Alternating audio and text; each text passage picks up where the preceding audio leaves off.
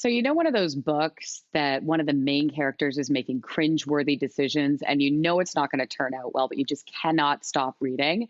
Well, welcome everybody to Luster, a debut novel featuring a 20 something year old woman named Edie who hasn't quite yet recognized her power as painter and is stumbling through some really bad life choices. She's having an affair with a married man in an open relationship, ends up living with him and his wife and their adopted daughter.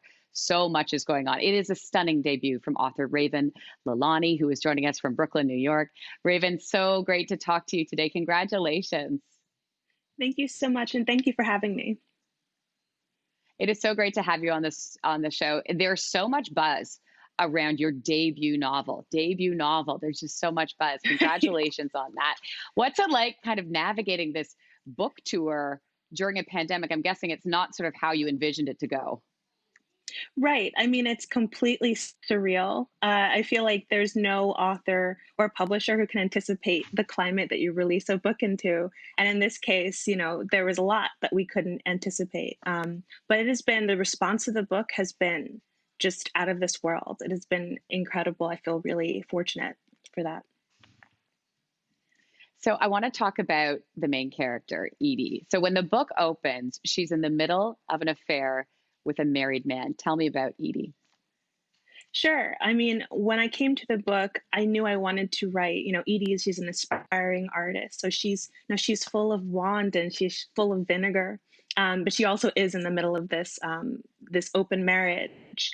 I wanted to write a character who you could feel her desire. You could feel her want on every page, and in this case, that arrangement allowed me to have fun with that, and allowed, like you mentioned earlier, allowed me to create a character who makes a lot of mistakes, who was fallible and human.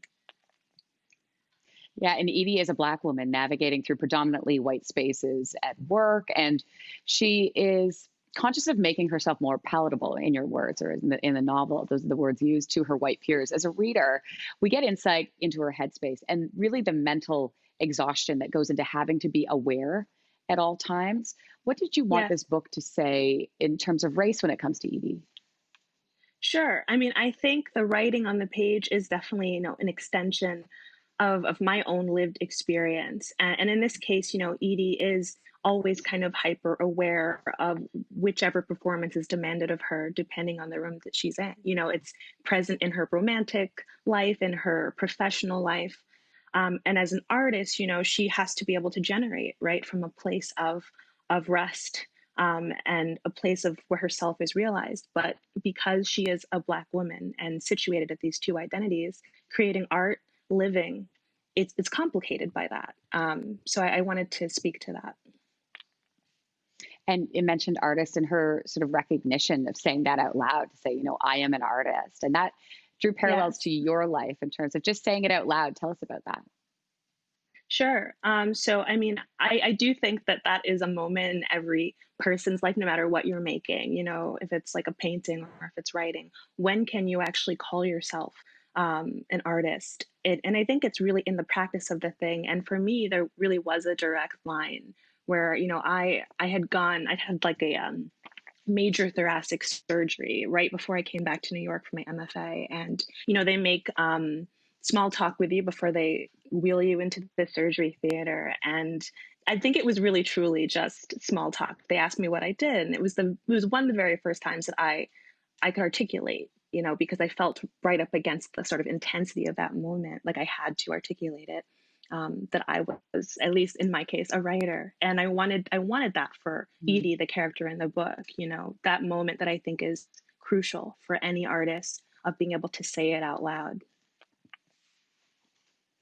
And in terms of your process, writing this book, how would that work? I mean, would you start your day off by writing pages? Did you workshop? What was your strategy in terms of writing?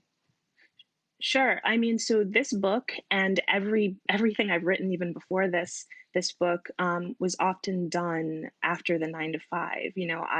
Would go to work, Mm. and I would, in this case, for writing this book, I was pursuing my MFA. So I went to work and then I went to class and then I came home and I'd like try and bang out, 5 or so pages, because it takes me a while to get like one sentence down. And that's actually part of why, that made it into the book. I think the trying to balance the demands of living with trying to make, sort of meaningful private work. It's really incredible. And congratulations on all of the buzz. Thank you so Thank you much so for much. taking the time to chat with us today. We appreciate it. The book is called Lester. Raven, thank you. Thanks for watching. If you like this, be sure to subscribe here. And you can check out more Your Morning videos right here.